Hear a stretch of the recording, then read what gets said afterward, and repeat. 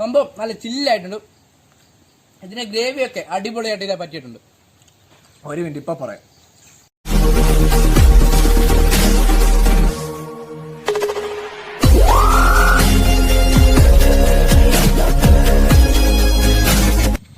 Hello friends, welcome back to new video. പുതിയൊരു വീഡിയോയിലേക്ക് ഏവർക്കും സ്വാഗതം. അപ്പൊ നമുക്ക് ഇന്ന് തയ്യാറാക്കാനായിട്ട് പോകുന്നത് തലശ്ശേരി സ്റ്റൈലിൽ നല്ല അടിപൊളി ഒരു ചിക്കൻ ബിരിയാണി ഉണ്ടാക്കിയാലോ. അത് ദം ബിരിയാണിയാണ് കേട്ടോ.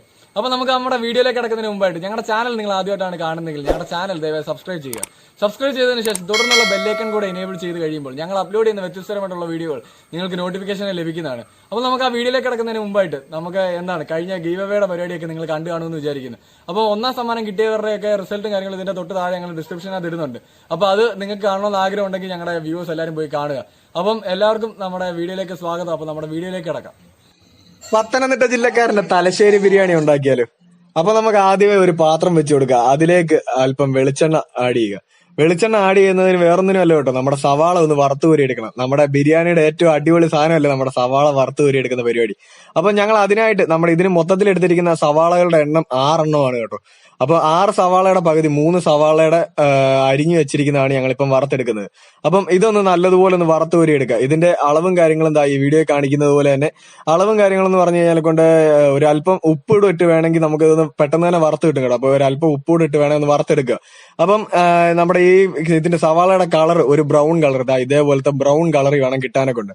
അപ്പം ബ്രൗൺ കളർ കിട്ടിക്കഴിഞ്ഞാൽ നമ്മുടെ ഈ ബിരിയാണിയുടെ മേളിൽ നമുക്കൊന്ന് വീശാനായിട്ട് വരത്തുള്ളൂ. അപ്പം അടിപൊളിയായിരിക്കും ഇതോടെ ഒന്ന് ഇട്ട് കഴിഞ്ഞാലൊക്കെ ഉണ്ട്.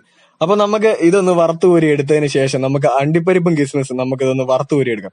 അപ്പം ഇതോടെ ഒന്ന് നല്ലപോലെ ഒന്ന് വറുത്ത് കോരി എടുക്കാം. ഇത് കരിഞ്ഞു പോരുത് കേട്ടോ. ഇത് പെട്ടെന്ന് കരിഞ്ഞു പോകുന്ന സാധനം. നല്ല നമ്മുടെ എണ്ണ നല്ലപോലെ തിളച്ച് കിടക്കുവാണെങ്കിൽ പെട്ടെന്ന് തന്നെ കരിഞ്ഞു പോകും. അപ്പൊ അതുകൂടെ ശ്രദ്ധിക്കുക. അപ്പൊ നമ്മുടെ അണ്ടിപ്പരിപ്പും കിസ്മിസും നമുക്കൊന്ന് വറുത്ത് കോരി എടുക്കാം. വറുത്ത് കോരി എടുത്തതിന് ശേഷം നമുക്ക് നമ്മുടെ നമ്മുടെ പത്തനംതിട്ട ജില്ലക്കാരൻ ഉണ്ടാക്കുന്ന ചിക്കൻ കറി നമുക്ക് ഉണ്ടാക്കിയാലോ. അപ്പൊ അതിനായിട്ട് നമ്മുടെ സവാള ഒന്ന് വഴറ്റിയെടുക്കാം. അപ്പൊ അതിലേക്ക് ഒരു അല്പം ഉപ്പൂടിട്ട് വേണം ഒന്ന് വെച്ചിട്ട് വഴറ്റിയെടുക്കുക കേട്ടോ. അപ്പം ആദ്യമേ നമ്മുടെ സവാള ഒന്ന് വഴറ്റിയെടുക്കുക. അതിനുശേഷം ഇഞ്ചി, വെളുത്തുള്ളി, പച്ചമുളക്, അതായത് പച്ചമുളക് 4 പച്ചമുളകാണ് എടുത്തിരിക്കുന്നത്. 4 പച്ചമുളകും ഒരു 7 അല്ലി വെളുത്തുള്ളിയും പിന്നീട് നമുക്കൊരു അല്പം ഇഞ്ചിയും കൂടാണ്. അപ്പം അതുകൂടെ ഒന്ന് നല്ലപോലെ മിക്സിക്കകത്തിട്ട് ഒന്ന് അരച്ച് നമുക്ക് ചേർക്കാം. പിന്നീട് നമുക്ക് ഇതിലേക്ക് ആവശ്യമുള്ളത് തക്കാളിയാണ് കേട്ടോ. 2 തക്കാളി അരിഞ്ഞത് നമ്മൾ ഇതിലേക്ക് ചേർക്കുക. അപ്പൊ നമ്മൾ എടുത്തിരിക്കുന്നത് ചിക്കന്റെ അളവെന്ന് പറഞ്ഞാൽ കൊണ്ട് 1.5 കിലോ ചിക്കനാണ് എടുത്തിരിക്കുന്നത്. ഇറച്ചി മാത്രമായിട്ടാണ് 1.5 കിലോ ഇറച്ചി കേട്ടോ. അപ്പം 1.5 കിലോ ഇറച്ചിക്കുള്ള മസാലയും കാര്യങ്ങളുമാണ് ചേർക്കുന്നത്. അപ്പൊ നമുക്ക് ഇതിലേക്ക് ഇനി ഉപ്പ്, നമ്മുടെ ഇറച്ചിക്കൂടെ ആവശ്യത്തിനുള്ള ഉപ്പ് ആഡ് ചെയ്യുക. 1.5 ടീസ്പൂൺ ഉപ്പാണ് നമ്മളിപ്പോ ഇതിലേക്ക് ആഡ് ചെയ്യുന്നത്. അപ്പം ഇതോടെ ഒന്ന് നല്ലപോലെ ഒന്ന് മിക്സ് ചെയ്തെടുക്കുക.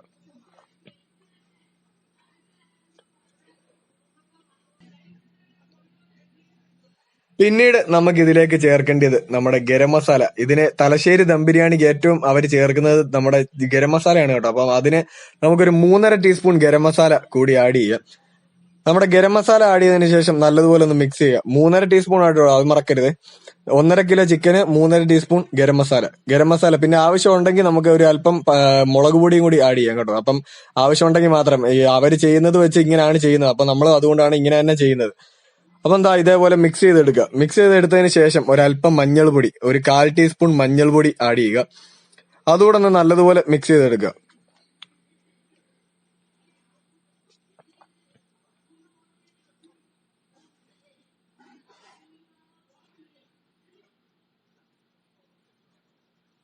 പിന്നീട് നമ്മുടെ മിക്സ് ചെയ്തതിലേക്ക് നമുക്ക് നമ്മുടെ ചിക്കൻ 1.5 കിലോ ചിക്കൻ എടുക്കുക. നമ്മുടെ ചിക്കൻ എടുത്തിരിക്കുന്നതിന്റെ അളവ് ഇതേപോലെ വീഡിയോ കാണുന്നത് പോലെ തന്നെയാണ് കേട്ടോ. ഇപ്പം ലെഗ് പീസ് ഒക്കെ കണ്ടില്ല, നല്ല അടിപൊളി വലിയ ലെഗ് പീസ് ഒക്കെയാണ്. അപ്പൊ നമുക്ക് ഇതുകൂടെ ഒന്ന് നമ്മുടെ മസാലയിലേക്ക് ഒന്ന് പിടിപ്പിക്കാം. നല്ലതുപോലെ ഒന്ന് മിക്സ് ചെയ്യുക. എങ്കിൽ മാത്രമേ നമ്മുടെ മസാലയും കാര്യങ്ങളും ഒക്കെ നമ്മുടെ ചിക്കനിലേക്ക് പിടിക്കത്തുള്ളൂ. അപ്പൊ നല്ലതുപോലെ ഒന്ന് മിക്സ് ചെയ്തെടുക്കുക. പിന്നീട് നമുക്ക് ഇതിലേക്ക് ആവശ്യമുള്ളത് മല്ലിയില. നമ്മുടെ ഒരു പിടി മല്ലിയില, ഒരു കൈ, അതായത് ഒരു പിടി മല്ലിയില നമ്മൾ ഇതിലേക്ക് ആഡ് ചെയ്യുക. അപ്പൊ നല്ലൊരു ഫ്ലേവർ തന്നെ നമുക്ക് ഇതിലേക്ക് കിട്ടും. അപ്പം പിന്നീട് നമുക്ക് ആവശ്യമുള്ളത് പുതിനയില കൂടിയാണ്. അപ്പൊ ഒരു അല്പം പുതിനയിലയും കൂടി ആഡ് ചെയ്യുക. പിന്നീട് നല്ലതുപോലെ ഒന്ന് മിക്സ് ചെയ്ത് ഒന്ന് സെറ്റാക്കി വെക്കുക.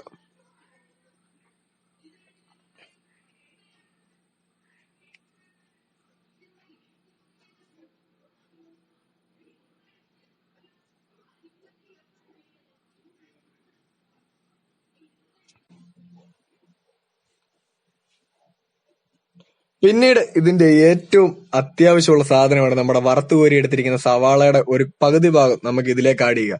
അവരുടെ തലശ്ശേരി ദം ബിരിയാണിക്ക് അവർ ഏറ്റവും കൂടുതലും ആഡ് ചെയ്യുന്ന ഈ സാധനമാണ്. അപ്പം നമ്മളും അത് വിട്ടുകളയുന്നില്ല, നമ്മളും അതേപോലെ ചേർക്കുന്നു. പിന്നീട് നമുക്ക് ഇതിലേക്ക് ഒരു 3 ടേബിൾ സ്പൂൺ തൈര് കൂടി ആഡ് ചെയ്തതിന് ശേഷം നല്ലതുപോലെ ഒന്ന് മിക്സ് ചെയ്തെടുക്കുക.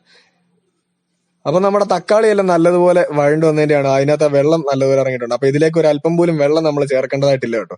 അപ്പം വെള്ളം ആരും ചേർക്കാണ്ട് തന്നെ എടുക്കുക, എങ്കിലേ നമ്മുടെ ഇതിന്റെ ഒരു ടേസ്റ്റ് കിട്ടത്തുള്ളൂ. അപ്പൊ നല്ലതുപോലെ ഒന്ന് മിക്സ് ചെയ്തെടുക്കുക. അതിനുശേഷം നമുക്ക് ഇതൊന്ന് അടച്ചു വെച്ച് വേവിക്കാം. അപ്പൊ നമുക്ക് നമ്മുടെ ബിരിയാണിയിലേക്ക് നമുക്ക് കടന്നാല്. അപ്പൊ അതിനായിട്ട് നമുക്കൊരു ഉരുളി വെച്ചു കൊടുക്കുക. വെച്ചു കൊടുത്തതിന് ശേഷം 1 കപ്പ് അരിക്ക് 1.5 കപ്പ് വെള്ളം, അതാണ് നമ്മുടെ ഈ റൈസിന്റെ ഒരു വെള്ളത്തിന്റെ അളവ് കേട്ടോ. അപ്പൊ നമ്മൾ എടുത്തിരിക്കുന്നത് ജീരകശാല റൈസ്, അതായത് ജീര റൈസ്, നമ്മുടെ നെയ്ച്ചോറിന് ഉപയോഗിക്കുന്ന റൈസാണ് എടുത്തിരിക്കുന്നത്. പിന്നീട് നമുക്ക് നമ്മുടെ ഈ വെള്ളത്തിലേക്ക് 3 ടേബിൾ സ്പൂൺ നെയ്യ് കൂടി ആഡ് ചെയ്യുക. വെള്ളം തിളയ്ക്കുന്നതിന് മുമ്പായിട്ട് തന്നെ ആഡ് ചെയ്യുക കേട്ടോ. പിന്നീട് നമുക്ക് ഇതിലേക്ക് പട്ട, ഗ്രാമ്പു, പിന്നീട് ഒരു പൂവ്, നമ്മുടെ ഈ ഗ്രാമ്പൂരോടൊക്കെ കിട്ടുന്ന ഒരു പൂവുണ്ടല്ലോ, അതുകൂടെ ആഡ് ചെയ്യുക. പിന്നീട് ഒരു 5-6 ഏലക്ക കൂടി ആഡ് ചെയ്തെടുക്കുക. നല്ലതുപോലെ ഒന്ന് മിക്സ് ചെയ്തെടുക്കുക. നല്ലതുപോലെ ഒന്ന് മിക്സ് ചെയ്തതിന് ശേഷം നമുക്ക് ഇതിലേക്ക് സവാള, ഒരു സവാളയുടെ പകുതി സവാള കൂടി ആഡ് ചെയ്തെടുക്കുക.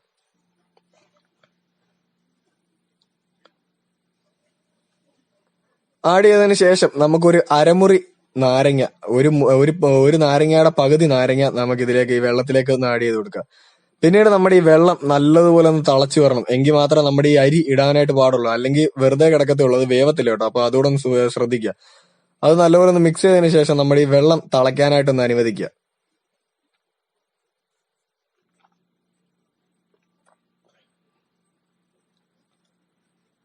അപ്പൊ എന്താ കണ്ടില്ലേ, നമ്മുടെ വെള്ളം നല്ല അടിപൊളിയായിട്ട് തിളച്ചു വന്നിട്ടുണ്ട്. നമുക്ക് ഇതിലേക്ക് നമ്മുടെ ജീരകശാല റൈസ് നമുക്ക് ഇതിലേക്ക് ആഡ് ചെയ്യാം. അപ്പൊ ഞങ്ങൾ എടുത്തിരിക്കുന്നത് 1.5 കിലോ റൈസാണ്. 1.5 കിലോ റൈസിനുള്ള വെള്ളമാണ് ഞങ്ങൾ ഇപ്പൊ എടുത്തിരിക്കുന്നത്. അപ്പൊ അതേപോലെ തന്നെ നമ്മുടെ 1.5 കിലോ റൈസ് നമുക്ക് ഇതിലേക്ക് ആഡ് ചെയ്യാം. പിന്നീട് ജസ്റ്റ് ഒന്ന് ഇളക്കിയതിന് ശേഷം അടച്ചു വെച്ച് ഒരു 10 മിനിറ്റ് നമുക്കതൊന്ന് വേവിച്ചെടുക്കാം. നമ്മളൊരു 5 മിനിറ്റ് കഴിയുമ്പോൾ തന്നെ ഒന്ന് എടുത്തു നോക്കുക കേട്ടോ. നിങ്ങളുടെ പാത്രത്തിന്റെ ഒരു കട്ടിയുടെ കനവും ഒക്കെ പോലിരിക്കും നമ്മുടെ ഈ റൈസ് ഒന്ന് വേവാനായിട്ട്. അപ്പൊ ഞങ്ങൾ ഒരു 8ാമത്തെ മിനിറ്റ് എടുത്തപ്പോഴാണ് ഈ ദൃശ്യമായിട്ട് കണ്ടത്. ഒരു പകുതി വെള്ളം കൂടെ ഇച്ചിരി ഒന്ന് വറ്റാനായിട്ടുണ്ട്. അപ്പം നമ്മുടെ ചോറിന്റെ നമ്മുടെ വേവ് ഒരു പകുതിയോളം വെന്തിട്ടുണ്ട്. അപ്പൊ ഇതൊരു 5 മിനിറ്റ് കൂടെ നമുക്കൊന്ന് വേവിച്ചെടുക്കാം. നമുക്കിനി 5 മിനിറ്റ് വെച്ച് നമ്മുടെ റൈസ് കാണണ്ടേ, നല്ല അടിപൊളിയായിട്ട് ഇതാ കണ്ടില്ലേ, ഇതേപോലെ അരിയൊക്കെ നല്ല അടിപൊളിയായിട്ട് വെന്ത് വന്നിട്ടുണ്ട്. നമ്മുടെ ബിരിയാണി ചോറ് ഇതേപോലെ ആവണം. പിന്നീട് നമ്മൾ ഇതിലേക്ക് ഒരു ചെറിയൊരു കൂട്ട് തയ്യാറാക്കിയിട്ടുണ്ട്. അത് എന്താണെന്ന് വെച്ചാൽ നമ്മുടെ പൈനാപ്പിൾ എസൻസും നമ്മുടെ മഞ്ഞപ്പൊടിയും കൂടെ ഒന്ന് കലക്കിയെടുത്തത് മാത്രമാണ്. അല്ലാണ്ട് നമ്മുടെ വേറെ ഫുഡ് കളറൊന്നും അല്ല, നമ്മൾ തന്നെ കഴിക്കണ്ടല്ലോ. അപ്പൊ നമ്മൾ അടിപൊളിയായിട്ട് കഴിക്കണം, അത് മാത്രമേ ഉള്ളൂ ലക്ഷ്യം. അപ്പൊ നമ്മുടെ ബിരിയാണിക്ക് നല്ലൊരു കളറും കിട്ടും. അപ്പൊ നമ്മളിത് നല്ലപോലെ ഒന്ന് മിക്സ് ചെയ്തെടുക്കുക. മിക്സ് ചെയ്തെടുത്തതിന് ശേഷം നമുക്ക് ഇതിലേക്ക് നമ്മുടെ ഈ റൈസ് നമ്മൾ വേറൊരു പാത്രത്തിലേക്ക് മാറ്റണം കേട്ടോ, എങ്കിലേ നമുക്ക് ഇതിനകത്ത് ദമ്മിടാനായിട്ട് പറ്റത്തുള്ളൂ. അപ്പം നമ്മളിത് ഈ റൈസ് നമ്മൾ വേറൊരു പാത്രത്തിലേക്ക് മാറ്റുകയാണ്. എന്നിട്ട് ഈ പാത്രത്തിലേക്ക് നമുക്കൊരല്പം നെയ്യ് കൂടി ആഡ് ചെയ്ത് കൊടുക്കാം. അപ്പം ഒരല്പം നെയ്യ് ഒഴിച്ചതിന് ശേഷം നമുക്ക് നല്ലപോലെ ഒന്ന് ഇളക്കി അത് ആ പാത്രത്തിലെല്ലാം ഒന്ന് പിടിപ്പിച്ചതിന് ശേഷം നമ്മുടെ തലശ്ശേരി ചിക്കൻ കറി നല്ല അടിപൊളിയായിട്ട് വന്നിട്ടില്ലേ. അപ്പൊ ഇതുകൂടെ നമുക്ക് ഇതിലേക്ക് ഒഴിച്ചതിന് ശേഷം നമുക്കിത് നല്ലപോലെ ഒന്ന് പരത്തി റെഡിയാക്കി അവിടെ എല്ലാം നമുക്കൊന്ന് റെഡിയാക്കി എടുക്കാം. എങ്കിൽ മാത്രമേ നമ്മുടെ റൈസ് ഇടുമ്പോൾ അതിന്റെ ഒരു എല്ലാ ഭാഗത്തേക്കും നമ്മുടെ ആ ഇറച്ചിയുടെ ചാറ് എല്ലായിടത്തേക്കും എത്തത്തുള്ളൂ. അപ്പം നിങ്ങൾക്ക് ഞങ്ങളുടെ ഈ വീഡിയോകൾ ഇഷ്ടപ്പെട്ടു എന്ന് വിചാരിക്കുന്നു. പിന്നീട് വേറൊരു കാര്യം പറയാനുള്ളത്, ഞങ്ങളുടെ ഈ വീഡിയോ കാണുന്ന ആർക്കെങ്കിലും എന്തെങ്കിലും ക്രാഫ്റ്റ് പരമായിട്ടുള്ള, അതായത് ബോട്ടിൽ ക്രാഫ്റ്റ് അങ്ങനെയുള്ള ക്രാഫ്റ്റ് പരമായിട്ടുള്ള എന്തെങ്കിലും ഐഡിയകൾ ലഭിക്കണമെന്നുണ്ടെങ്കിൽ ഞങ്ങളുടെ ഈ ഡിസ്ക്രിപ്ഷൻ ബോക്സിൽ നിങ്ങൾക്ക് വേണ്ടി ഞങ്ങളൊരു ലിങ്ക് തയ്യാറാക്കിയിട്ടുണ്ട്. അത് ഞങ്ങളുടെ ഒരു പ്രിയ സുഹൃത്തിന്റെ ഒരു വീഡിയോ ആണ്. അപ്പോൾ നിങ്ങൾക്ക് ആ ചാനൽ വളരെ ഇഷ്ടപ്പെടുമെന്ന് പ്രതീക്ഷിക്കുന്നു. നിങ്ങൾ ആ വീഡിയോ കൂടി കയറി ഒന്ന് മാക്സിമം കാണുക. അപ്പം നമ്മുടെ ബിരിയാണി ചോറ് നമ്മളൊരു പകുതി ഭാഗത്തോളം നമ്മൾ ഇട്ടിട്ടുണ്ട്. ആ പകുതി ഭാഗത്ത് ഇട്ടതിന്റെ മേളിലേക്ക് നമുക്കൊരു അല്പം ടൂട്ടി ഫ്രൂട്ടി നമുക്കൊരു അലങ്കാരമായിട്ട് ഇടാം. അലങ്കാരമായിട്ട് ഇട്ടതിന് ശേഷം അതിന്റെ മേളിൽ നമ്മൾ വറുത്ത് വെച്ചിരിക്കുന്ന സവാള അതുകൂടി ഇട്ടതിന് ശേഷം നമുക്ക് വറുത്ത് കോരി എടുത്തിരിക്കുന്ന നമ്മുടെ അണ്ടിപ്പരിപ്പും കിസ്മിസും അതുകൂടെ ആഡ് ചെയ്യാം.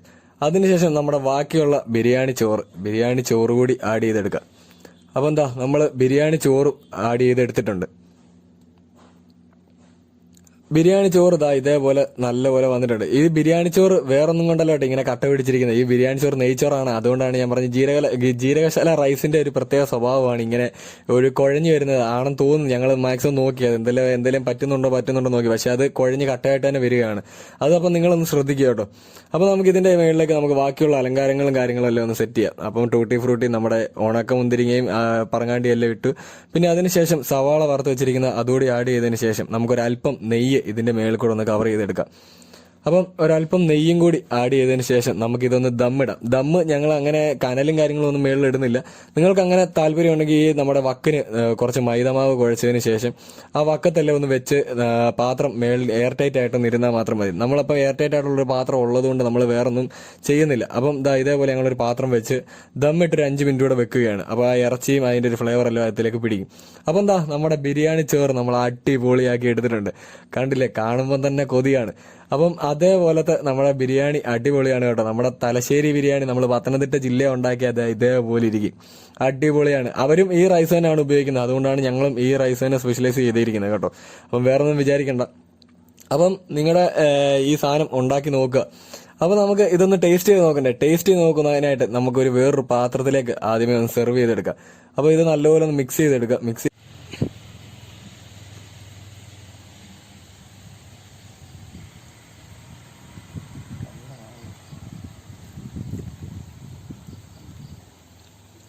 സംഭവം നല്ല ചില്ലായിട്ടുണ്ട്. ഇതിന് ഗ്രേവിയൊക്കെ അടിപൊളിയായിട്ട് ഇതിനെ പറ്റിയിട്ടുണ്ട്. ഒരു മിനിറ്റ് ഇപ്പൊ പറയാം.